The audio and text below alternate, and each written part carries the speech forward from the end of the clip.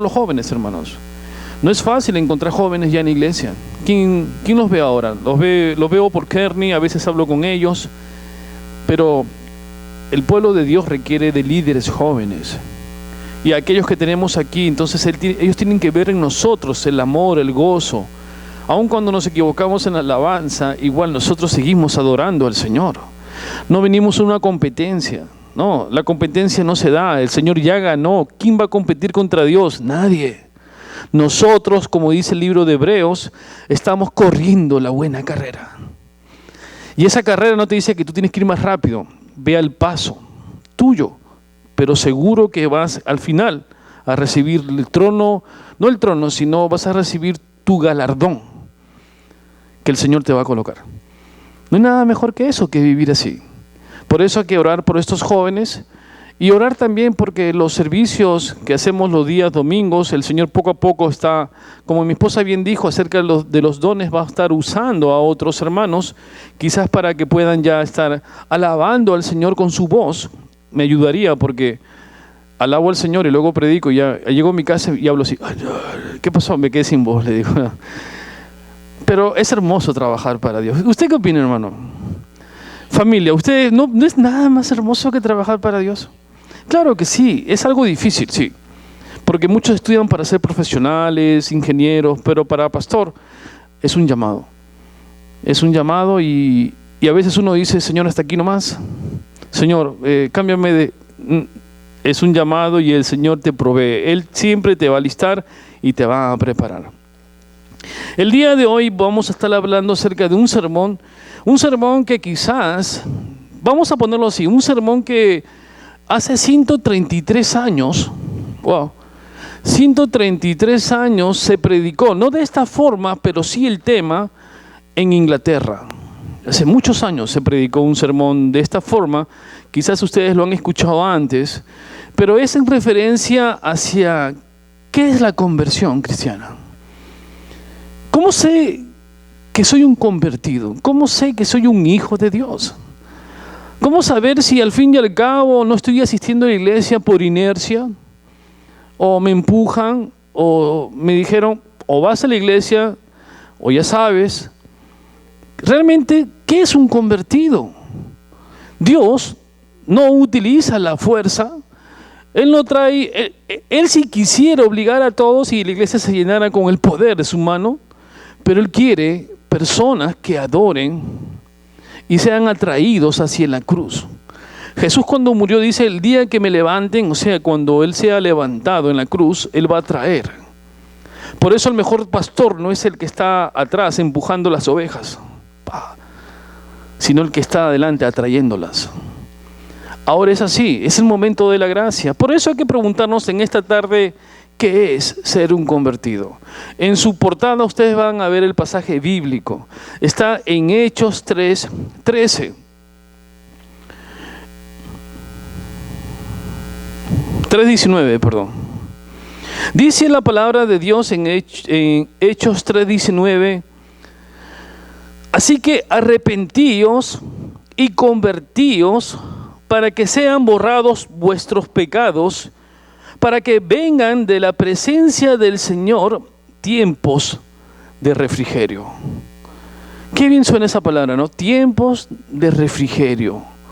Algo que es difícil ahora porque tenemos tiempos de trabajo. O no tenemos tiempo, estamos cansados.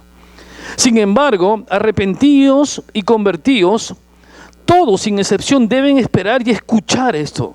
Pueden ser nobles, pueden ser plebeyos, pueden ser ricos, pueden ser personas cultas o incultas, todos tienen que escuchar la voz, convertidos. Personas de diferentes culturas o color, no importa, deben escuchar la palabra de Dios para a fin ser convertidos al Señor. Porque al fin y al cabo tú no vas a entrar al cielo si eres rico o pobre, o eres plebeyo o esclavo, o eres un erudito o ignorante de la palabra. Todos vamos a entrar al reino de Dios cuando realmente estemos convertidos al Señor y arrepentidos. Es la única forma. No hay otra, no hay ninguna salida que me diga voy a entrar porque de repente entro por la puerta de la iglesia y alguien me dice toma tu sticker, ahora perteneces a la iglesia Nueva Vida. Y sabes, con esa tarjeta ya tu salvación es tuya. No la vas a perder. No. Si no te has convertido ni arrepentido ante el Señor con un corazón contrito, no vas a entrar al reino de los cielos. Ahora, ¿esas palabras son mías? Es de Dios. Por lo tanto, el primer punto para entender que la conversión es algo escriturario, o mejor dicho, la conversión está circunscrita a la palabra de Dios. Esto, quieran o no quieran escucharlo o no quieran escucharlo. Los impíos a veces no quieren escuchar, pero es la única forma. La gente quizás diga, no creo en la Biblia, pero la ley está ahí. Y esa ley debe cumplirse. La ley para poder tú entrar y tener acceso a la eternidad es que te conviertas. Quieras escucharla o no, la puedas saber o no, la única forma para estar ante la presencia de Dios es que haya una conversión y un arrepentimiento en tu persona. Si no lo hay, la ley se cumple. Es simple. El Señor te provee ahora de la gracia. Pero ¿qué dice la palabra de Dios? Dice el Salmo 19:7, la ley de Jehová es perfecta que convierte el alma. Por lo tanto, la palabra de Dios me está diciendo a mí que escrituralmente la ley de Dios es perfecta que convierte el alma. Y entonces, ¿por qué algunas personas no están convertidas? ¿Por qué viven conforme a su propia voluntad pensando que son los dueños de su vida? ¿Por qué? Porque no quieren escuchar al Señor. Porque han cerrado sus oídos y creen vivir conforme o correctamente porque el camino que ellos han elegido es de bondad. Pero recuerden, la palabra de Dios también dice en el libro de Salmos que hay caminos que al hombre le parecen rectos, pero su fin es de muerte. Así que si alguien te dice, yo iré al cielo porque soy bueno, se equivocó. Quiero decirles que allá por los años 1700, los pobres no iban a la iglesia. Y nadie quiere ir porque los pobres decían, nosotros los pobres ya tenemos el cielo ganado. ¿Se dan cuenta? Porque como soy pobre y el Señor era pobre, por lo tanto, yo no tengo que ir a la iglesia porque ya soy salvo. Tremendo error. Pobre o rico, no importa tu condición, tienes que arrepentirte. La palabra del Señor dice en el Salmo 51:13, los pecadores se convertirán a ti. Hermanos, todo pecador debe convertirse al Señor, voltear para que sean borrados sus pecados, dice Santiago 5:20. Hermanos, muchas veces tenemos una carga grande en nuestras vidas. Nuestros pecados nos están agobiando y siguen ahí. Y borrar un pecado, hermanos, no se puede borrar con un super borrador y decirle voy a borrar lo que hice aquí en mi corazón, lo que hice acá. No, la única forma de borrar tu pecado, para no tener esa carga que nos agobia y es un peso grande, es decirle, Señor, con tu sangre del Cordero redimido, límpiame a mí. No hay otra forma de borrar sus pecados. No la hay.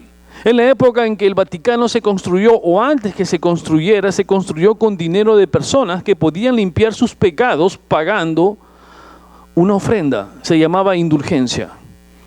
¿Qué quería decir? Mi indulgencia, me iba al Vaticano, le decía, bueno, yo quiero vivir una vida placentera, así que por favor, señor cardenal, deme a mí, voy a pagar una cantidad, y él me daba, toma para que peques 1000 años. Esa es su tarjeta, con esto tú la pasas bien.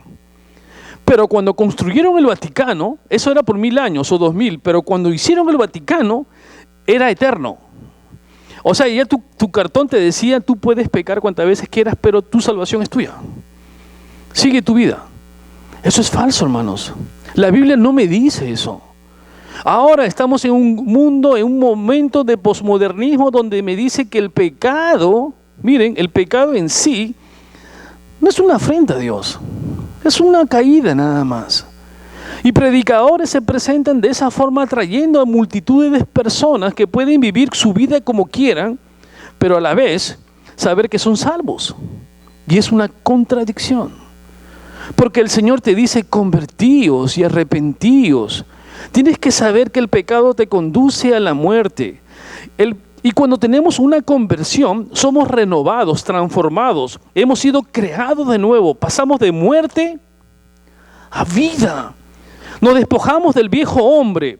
Y estas son expresiones bíblicas. Todo eso significa que soy convertido. Me despojé del viejo hombre. Estos argumentos me dicen, esa es una definición de conversión. No soy el de antes. Tengo 180 grados y regreso hacia el Señor. Me despojé de esa carnalidad o concupiscencia. No la tengo más. Ahora adoro al Señor. Antes blasfemaba su nombre. No hacía caso. Mi conversión es clara cuando sé que en la Escritura te lo dice. La Biblia menciona que los que no están en Cristo, dice la palabra de Dios en Efesios 2:12, están sin esperanza. Hermanos, la esperanza es algo bonito. ¿Usted nunca ha esperado algo? La esperanza sabe bien que nosotros tenemos la esperanza en que el Señor viene por nosotros. Y esa es una esperanza. Pero dice la palabra de Dios en Efesios 2:12 que los que no están en Cristo están y viven sin ninguna esperanza. Mi esperanza es Cristo Jesús. Mi esperanza en mi vida, y como sea, pobre o rico, no lo sé. Mira, al fin y al cabo, lo más importante es que saber que me convertí al Señor y que doy frutos, que soy un nuevo convertido, que el hombre viejo lo colgué por último, allá está, y como fui creado de nuevo, la salvación está en mí, vivo santificándome, llorando al Señor. Por lo tanto, el primer punto de la conversión es que está en la Biblia. Es bíblico. El Señor lo estipuló y es una ley, está aquí. Convertíos y arrepentíos para que el Señor abra la puerta al cielo. El segundo punto es que la conversión es algo real.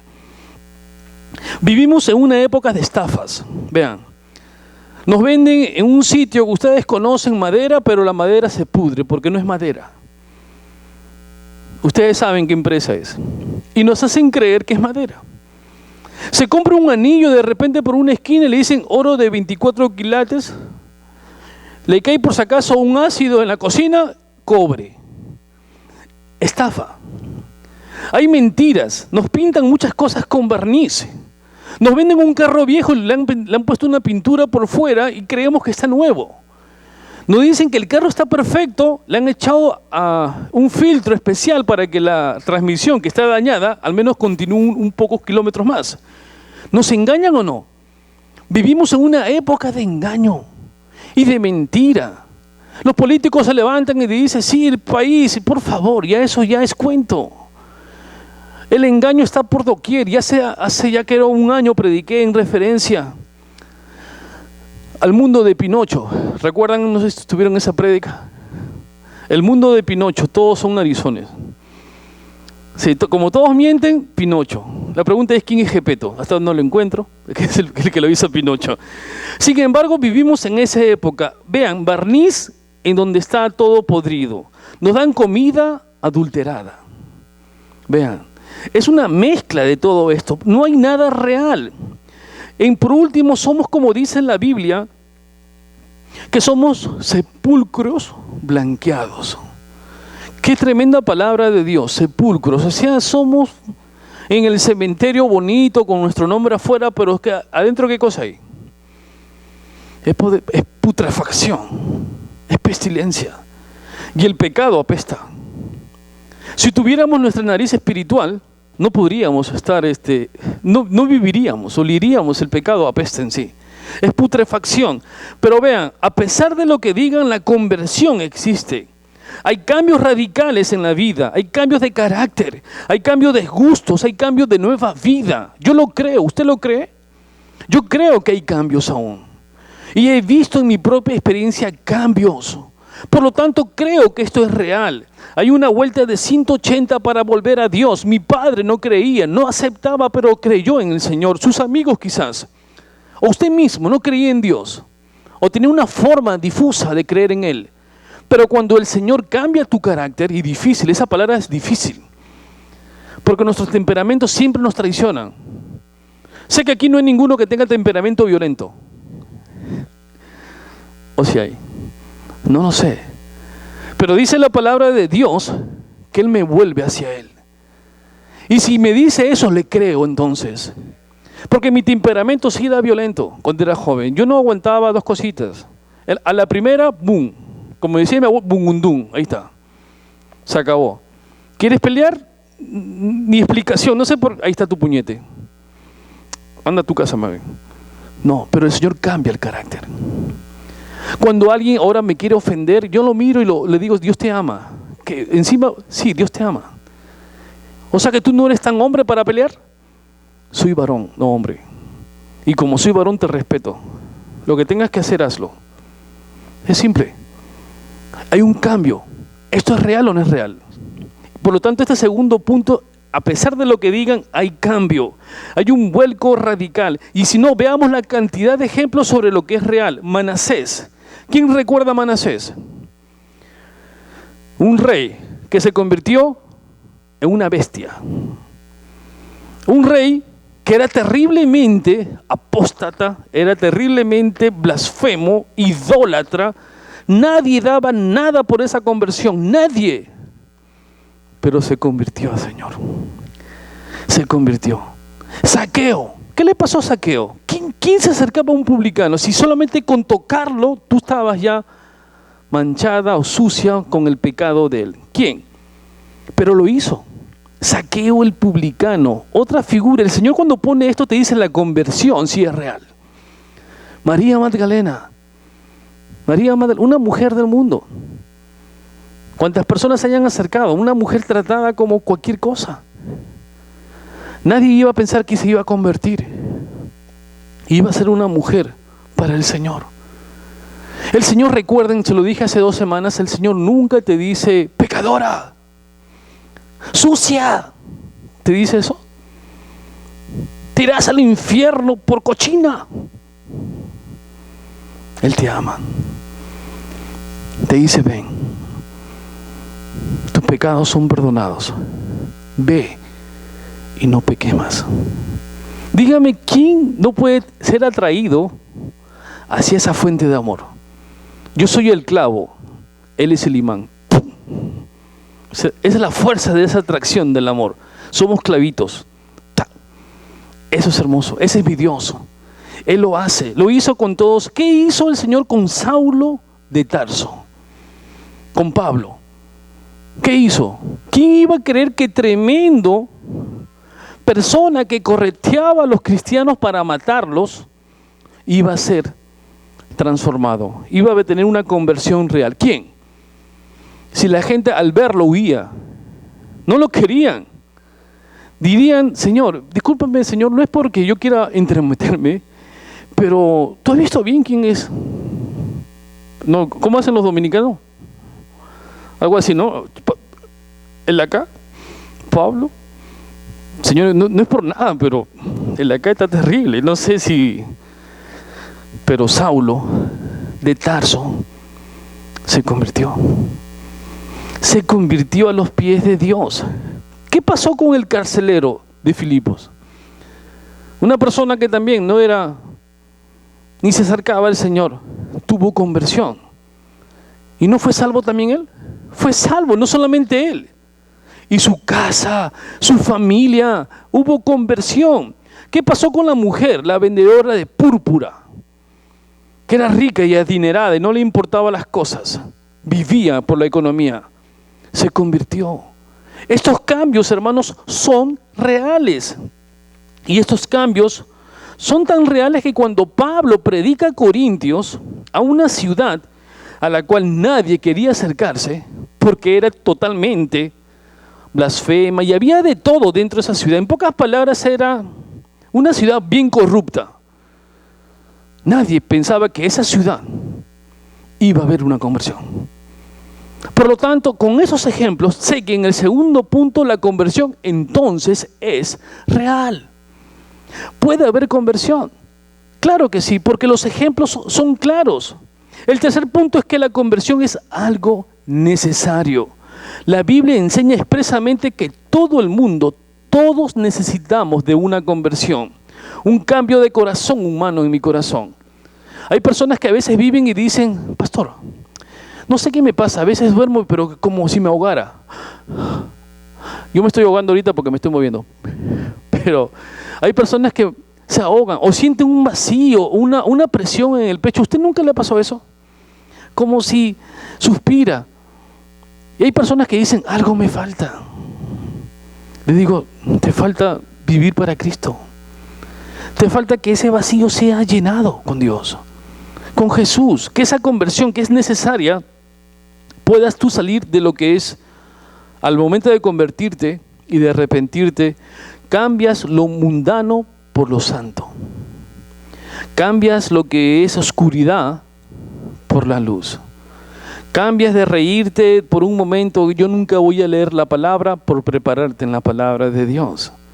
Cambias por esas personas que solamente conversan o chismean, sino para predicar el Evangelio. Cambias en reflexionar sobre qué es el mundo, en orar y buscar de Dios. Es necesario, hermanos. Esto es necesario. Sin la conversión no podemos nosotros como cristianos servir a Dios, tanto en la tierra, por nuestra propia naturaleza perdida, no podemos servir a Dios. A veces las iglesias se llenan con personas que no han sido convertidas.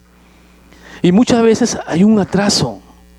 ¿Por qué? Porque esas personas están trabajando, pero no porque hayan sido convertidos, sino por una religiosidad. No hay un arrepentimiento profundo, solamente es algo emotivo, por un instante, y trabajan en la iglesia, pero no han habido un cambio, no hay conversión. Y entonces uno se pregunta, ¿por qué la iglesia? ¿Qué pasa aquí? Y entonces uno tiene que ponerse a pensar con los líderes, con las personas que están orando. Vamos a orar para que el Señor nos diga qué sucede acá. Y hay ejemplos en la palabra de Dios que cuando hay un atraso es porque alguien está pecando y se dice cristiano, no hay conversión. Por eso es importante orar nosotros para que dejemos la religiosidad. Y religiosidad significa que usted solamente viene para cumplir, pero no para vivir conforme a un convertido, no conforme a lo que el Señor te establece que vienes a alabarle, a alabar como lo hicimos ahora, sino vienes para sentarte como un ladrillo o una piedra. Y te sientas bien vestido y estás así. Pero no hay conversión. Hermanos, esto es importante, es tan necesario. Miren, cuando nosotros a veces vemos en la iglesia, no es aquí, vamos a poner en otra parte del universo, ves gente fría, apática. Yo te pregunto, ¿es convertido él? No. Un cristiano no puede llegar a un extremo de frialdad. Apáticos, indiferentes, piensan en otra cosa. Dice, ¿a qué hora acabará este pastor? Que el partido de fútbol ya empezó. ¿A qué hora acabará el pastor? Que tengo un hambre. Qué raro, cada vez que llega a la iglesia todos le dan un hambre increíble. ¿Por qué? Entonces uno dice, ¿qué está pasando conmigo? ¿Estoy haciendo lo correcto? Llega a la iglesia y le da un sueño, pero esos parece que se tomaron 4 diazepanes y están así. Y entonces uno se pregunta, ¿pero qué está pasando? Él debe estar convertido, debe decir viví. Y conforme al Señor como vivo, debo cambiar mi vida. Tal como voy viviendo, voy cambiando, voy santificándome. Debo ya de guardar la forma. Nosotros no somos formalistas. Tampoco somos informales. Somos cristianos que vivimos conforme a la voluntad de Dios. No vivimos por protocolización. No vivimos para que decir, bueno, tenemos una reunión. No, esto no es cuestión de presidencia, no es cuestión de sociedad. No, que yo soy socio, no, acá venimos a ser solamente soldados rasos. El que habla es un soldado raso. Aquí no tengo nada de galón, les digo, no tengo ni un galón. Si tengo un galón, ustedes también tienen un galón. Pero somos rasos, simples soldados de Dios, gladiadores, listos para la batalla, nada más. El Señor te lo dice, no me vengas con protocolización, no me vengas a mí con cosas extrañas. Si quieres mostrarme tu conversión, bástate mi gracia. Bástate mi gracia, y con eso es suficiente. Hermano, la gracia de Dios lo es todo. Es suficiente. En ella está la salvación. Por lo tanto, es necesario. Para llegar al cielo necesitamos como acreditación. Si es así, digámosle, entonces mi acreditación de que mi corazón es nuevo. Y esa puerta se abre. Qué hermoso, hermanos. No hay dificultad. Por lo tanto, tenemos que la conversión es escritural. Segundo, que la conversión es real y es necesaria. Y en cuarto punto, la conversión es posible. La conversión sí es posible. Hay personas que dicen, no puedo creer que yo pueda cambiar si soy tremendo pecador. No voy a la iglesia porque imagínate, entro a la iglesia y se caen todas las arañas. Se va la luz. El cielo se abre, no sé, la tierra me come. Se caen las paredes. Me tienen que exorcizar. No, te digo que no. Todo pecador que necesita de Dios y cuando Él viene, el Señor lo cambia. El Señor cambia y transforma. Mira ese pecador en la cruz del Calvario. ¿Qué hizo? Él dijo bien claro, mira, estamos aquí porque lo que hemos hecho y como consecuencia de lo que hicimos te estoy pagando. Y el Señor le dice, Señor, acuérdate de mí cuando estés en tu reino. Ese pecador que era terrible, que históricamente, efectivamente, eran personas que mataban personas para robar. ¿Quién cree? ¿Era imposible para Dios? No. Hay una cosa que a veces olvidamos nosotros, que cualquier pecador, por más endurecido que esté, hay una posibilidad de convertirse. Y esa posibilidad, ¿sabe cómo se llama? Por la omnipotencia de Dios. Por la omnipotencia de Dios, cuando Él te llama, no importa si ha sido lo peor para el mundo, pero cuando Él te llama, nadie pone la mano contra ti. ¿Se da cuenta, hermanos? Él te llama nadie, porque cuando Él te llama, usted sí lo sigue. El Señor puede convertirte. Es omnipotencia. Dice la palabra en Juan 1:4, en Él está, ¿qué dice? La vida. En Él está la vida. En su mano se halla la puerta del infierno. Está la vida, están las puertas del infierno y Él tiene potestad sobre el cielo y sobre la tierra. Ese es el Dios que tiene la capacidad para convertir a los peores, que sean los peores pecadores. No sé si recuerdo si la semana pasada le mencioné de esta mujer que agarró a su pequeña hija y la metió a un silo. ¿Sabe lo que es un silo? ¿Quién no sabe lo que es un silo para explicarle? Ok. Un silo es un sitio donde mayormente los campesinos hacen un hueco y hacen sus necesidades ahí. No sé cómo le dicen en sus países. ¿Le dicen igual? Ok. En mi país le dicen silo. Letrina también. Ok. Esta mujer agarró a su hija pequeña y la metió ahí. El silo o la letrina estaba llena o casi llena. ¿Usted sabe que las personas pueden morir solamente con el olor? ¿Se ahogan? Ok. La niña solamente tenía 2 añitos. Una niña que, como cualquier niño, ve a su madre como quien la cuida. ¿No es así? Con su corita, sus ojitos. Vean a Hadassah, qué hermosa la bebé. Vean los niños ahí. Que su madre agarre y le diga, la suelta. ¿Saben? Pasaron personas y escucharon un ruido, como un llanto. Ya casi ya no lloraba, ya estaba casi desmayada. Y la sacaron. La llevaron al hospital y la revivieron porque casi muerta llegó. Y vivió. Y encontraron a la madre. ¿Usted quería? La tiene aquí.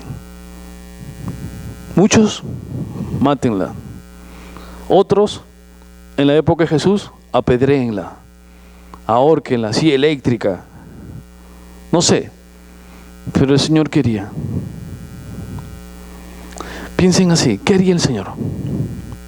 ¿No la perdonaría? Si ella va con un corazón contrito y humillado, ¿no lo haría?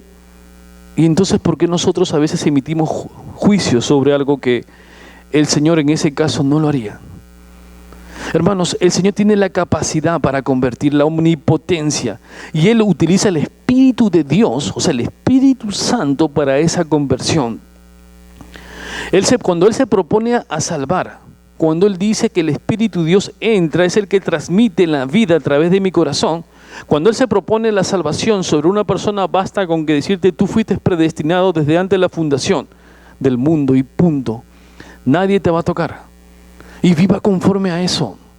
No viva usted, estoy decaído, ya no puedo, mi matrimonio se cae a pedazos, mis amigos no me aman. No, usted tiene un Dios fuerte, es omnipotente. Ese es su Padre. Y cuando a usted le falta esa potencia, esa fuerza, acérquese al Dios omnipotente. Y dígale, Señor, me falta. No sé cómo. Y Él te mira como un padre ve a tu hijo. Le dice, mi hijito, no te agarro porque tú estás un poco... Así no te dice. Te dice, acércate a mí. Pero para eso nosotros tenemos que ser, ¿qué? Niños. Solo a los niños se le pueden levantar en los brazos. Viene, dice la palabra de Dios, porque el reino de los cielos es ¿para quién?